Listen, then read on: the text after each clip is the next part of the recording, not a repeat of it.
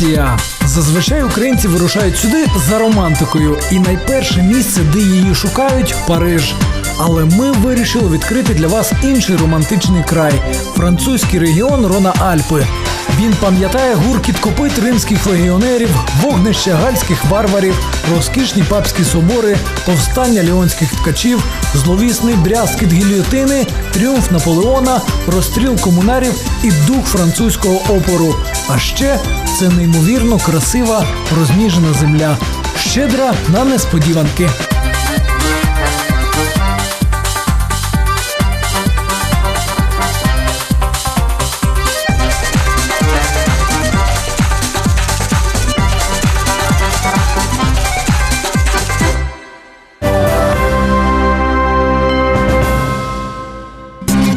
Сьогодні в аудієнції уроки французької. Підвищення пенсійного віку означає, що пізніше звільняться робочі місця для молоді.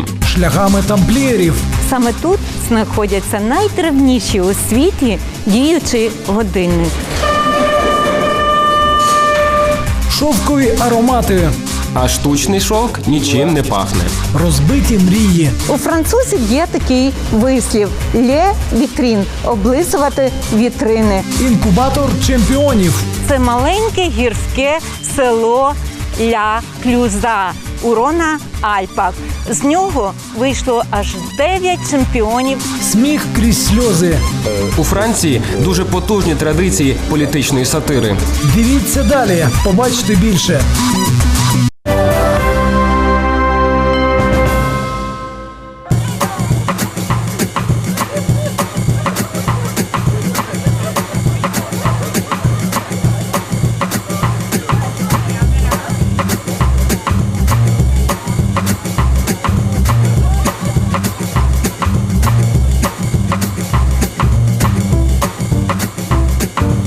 Залізничний транспорт у Франції надзвичайно популярний. І хоча поїзд тут дещо дорожчий, ніж автобус, але швидкість яка 225 км на годину. До того ж, кажуть, дуже комфортний. Зараз побачимо.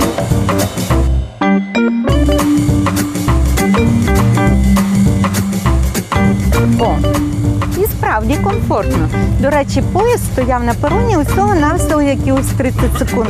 І ми ледь не спізнилися. Але якщо ви у Франції і спізнитесь на поїзд, це зовсім не страшно, тому що вартість квитка вам обов'язково компенсують. А вже повністю чи частково це залежить від того, наскільки часу ви спізнилися.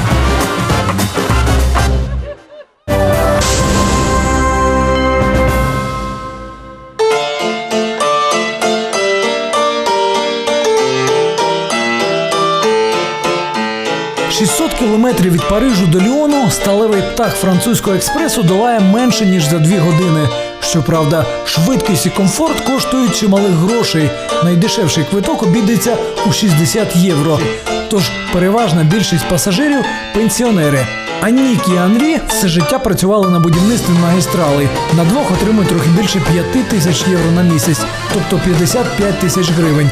Квитки мають пільгові, отож є нагода розслабитися у зручному кріслі, розгорнути газету і побалакати про політику. Жан-Клод і Клодін у свої 70 об'їздили півсвіту, виховують 2 онуків, дбають про здоров'я і повністю задоволені життям. Ми все життя працювали, аби заробити пенсію, тож зараз ні в чому собі не відмовляємо. Я редагую муніципальну газету, граю в благодійному театрі, захоплююся гончарною справою і пішими прогулянками на далекій відстані. Французам, які тільки-но замислюються про майбутню старість, вона видається невеселою. Остання реформа уряду, яка передбачає підвищення пенсійного віку до 67 років, спричинила низку бурхливих протестів. Підвищення пенсійного віку означає те, що пізніше звільняться робочі місця для молоді. А відтак молодь пізніше почне відраховувати гроші у пенсійний фонд. Коротше кажучи, замкнене коло. Пенсійні бунти, що налякали восени 2010 року уряд Франції та весь Євросоюз, найбільшу розмаху набули саме тут, у столиці департаменту Рона-Альпи. Адже міська площа Ліону наразі єдиний майдан у Франції, який може вмістити відразу кілька десятків тисяч людей. Коли Генріх IV приїхав у Ліон, побачивши ось це місце, він кинув фразу «Було б добре, якби тут була площа». Його побажання здійснив вже потім Людовік XIV. Сьогодні площа Белькур – одна з найбільших у Європі. Сюди приходять закохані, а також тут проводяться усі демонстрації. І Людовік XIV спостерігає за тим, як живеться сучасному поколінню ліонців. Король Сонце, здається, спокійно споглядає порожній майдан зі свого п'єдесталу, адже нинішні маніфестації та страйки зовсім не схожі на ті, що знищили його династію. Ну, пришли, попротестовали. Правительство теперь в курсе, что они не согласны. Когда говоришь с французами, ну, есть, конечно, люди, которые понимают, что это ни к чему не ведет. Но многие говорят, что мы выражаем свое несогласие. У 1793 році Ліон, як осередок контрреволюції, був у буквальному сенсі засуджений до страти. Його збиралися розстріляти з гармат. Але у членів конвенту не піднялася рука знищити місто із такою давньою та таємничою історією.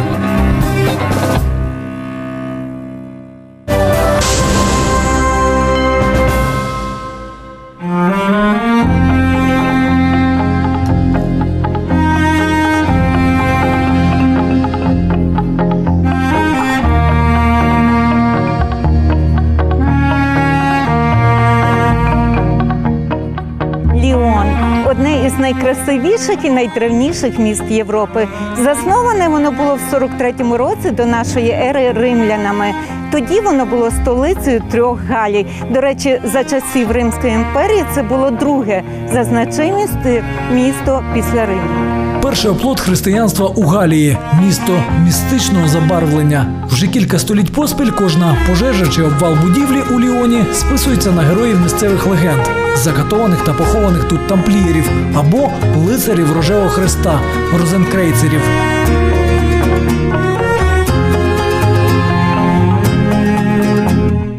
В этих домах очень много тайных обществ. Тайных обществ.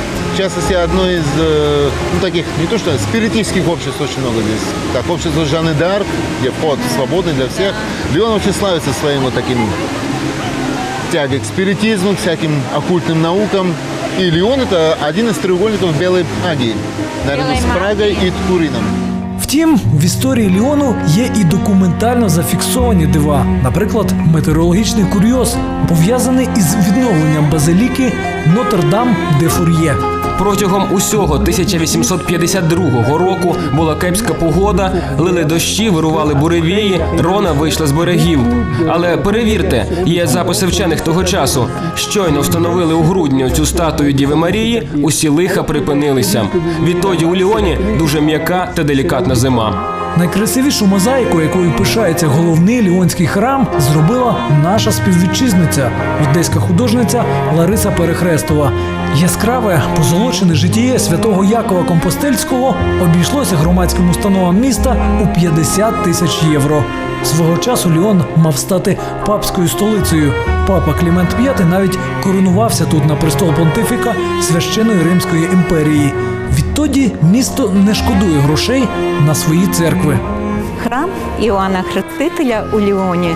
Саме тут знаходяться найдревніші у світі діючий годинник. Наприкінці 15 століття Ліон втратив шанс перетворитися на столицю Франції замість Парижу. Реалізуватися цьому проєкту не судилося через кілька поразок поспіль французької армії у тодішніх італійських кампаніях. Але амбіції залишилися.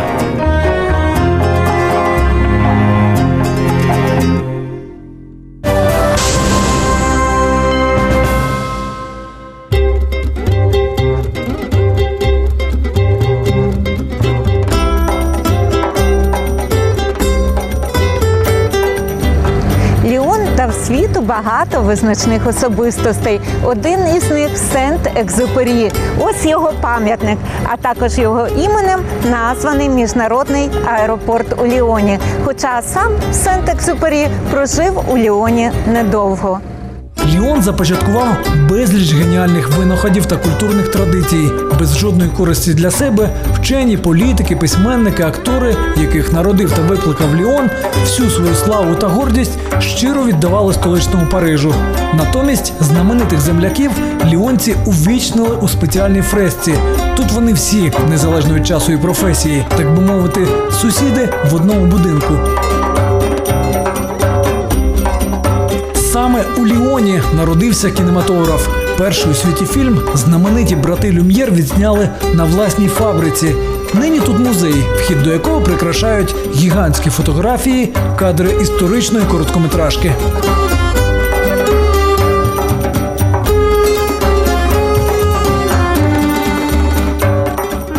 Колись ліонці купували шовк у італійців, а потім подумали, а чим ми від них гірші, і почали робити його самі.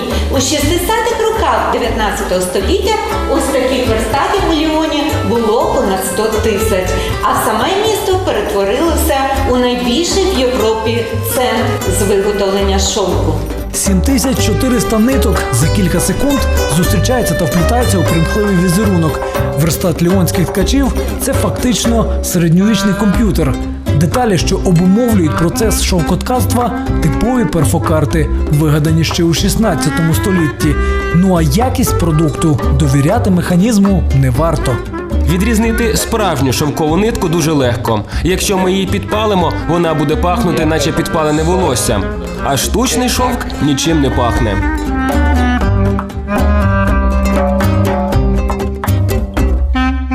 Історія ліонського шовкоткацтва знає і злети, і падіння, і навіть справжню біологічну катастрофу.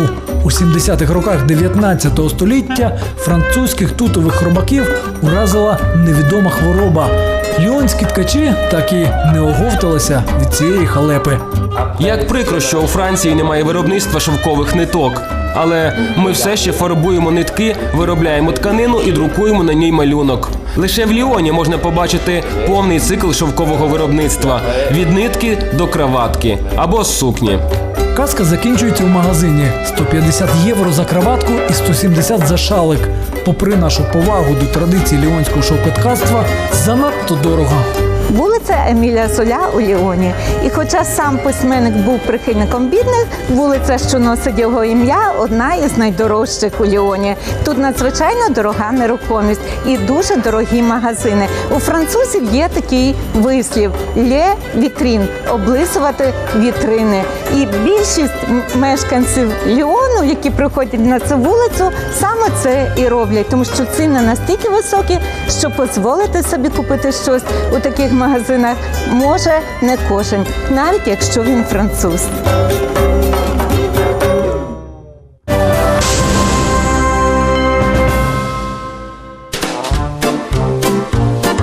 Спіймати таксі у Ліоні практично неможливо. Кількість спраглих долучитися до красот регіону Рона-Альпи явно перевищує кількість водіїв, згодних надати їм свої послуги. Ліонець Бруно працював шофером 30 років. Останні 9 утримує власну фірму по перевезенню туристів. При цьому сам сидить за кермом.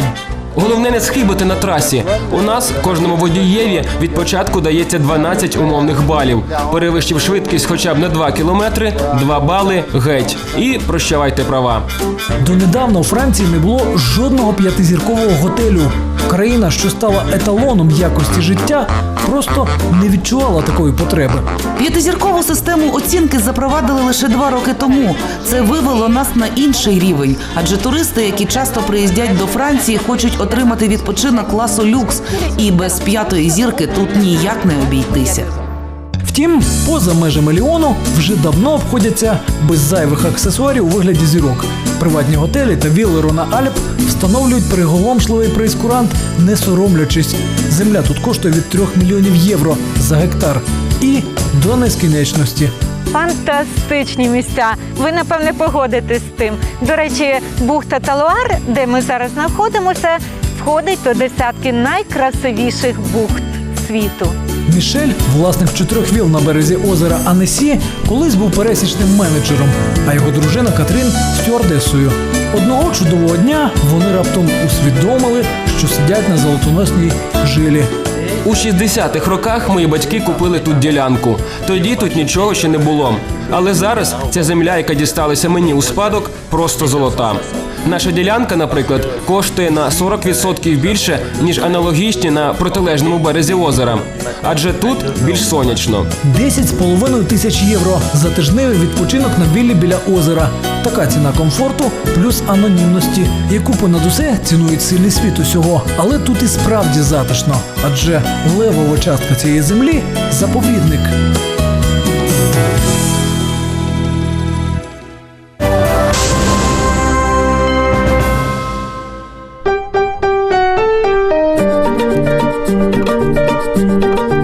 На вихідних і святах ми зустрічаємо весь наш регіон, без перебільшення. Крім того, маємо багато відвідувачів будь-якого віку із сусідніх Італії та Швейцарії. Це остання резервація диких тварин у Центральній Європі. В альпійських заповідниках мешкає понад 10 тисяч видів, більшість з яких занесені до Червоної книги. Уявіть собі, до міста звідси якихось 17 кілометрів. А що ви думаєте оце? Це сліди кабанів, де стільки що вони проходили тут, тому що живуть у цьому заповіднику. Нам поталанило, що ми їх не зустріли.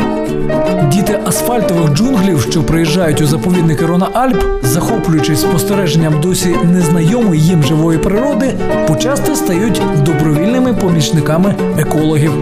Взагалі-то ми туристів терпіти не можемо, але є від них і зиск. Вони ретельно охороняють те, що бачили на власні очі. Наприклад, кілька днів тому вони відігнали орла, що намагався схопити байбака. Байбакам Північних Альп пощастило, що згідно з законам природи вони так міцно сплять взимку. Адже починаючи із листопада, ці зелені сонні землі перетворюються на справжнісінький Вавилон. За рахунок поціновувачів зимових видів спорту населення маленьких альпійських селищ збільшується у 15 разів. А ось бачите, це маленьке гірське село Ля Клюза у Рона Альпах. З нього вийшло аж 9 чемпіонів світу з гірськолижного спорту. Ну, справжній інкубатор чемпіонів. Лижники Ля Клюза тренуються на альпійських схилах без огляду на пору року. Колишні чемпіони тренують новачків, не даючи ніяких поступок навіть власним дітям. Батьки вперше поставили мене на лижі у віці 3 років. А вже з 15 років я почав займатися професійно. Протягом 6 років був членом команди з фрірайду, тобто акробатики на лижах. Звісно, став чемпіоном.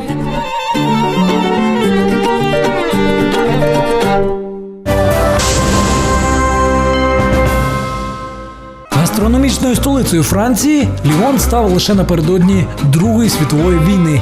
Вигідне географічне розташування дозволяє департаменту Рона Альп отримувати найсвіжіші і найякісніші продукти не лише із власних місцевих ферм та господарств, а й з сусідніх регіонів, ба навіть з сусідніх країн.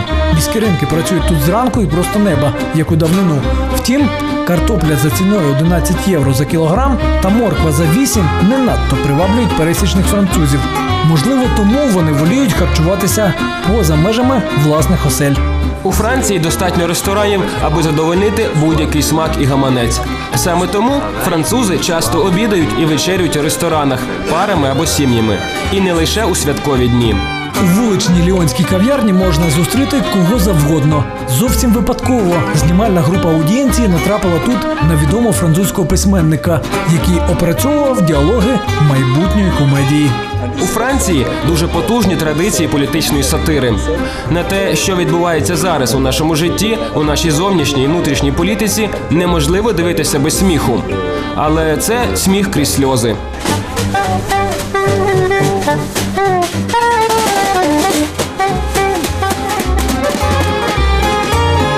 Під час громадського опитування, запровадженого газетою «Ле Монт» 3 роки тому, мешканців Ліону назвали найбільшими оптимістами серед французів. І це звання вони отримують міцно. Я жила в Болгарии 32 лет. Потом, когда у меня было турне, и я сделала конкурс в опере Лионе, меня приняли, и так пошло. Я родилась в Болгарии, потом Франция меня остановила. Ну хорошо, но Болгария моя первая родина. Да. Франция второе.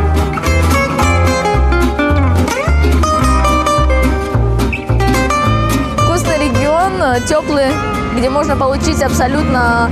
Это, скажем так, Франция в миниатюре. Здесь есть все, начиная от зеленого экотуризма, гастрономия, вина, как вы видели, горы, и в зимний период горы, и в летний период очень развиваются. Мон-Блан, самый высокий пик в Европе.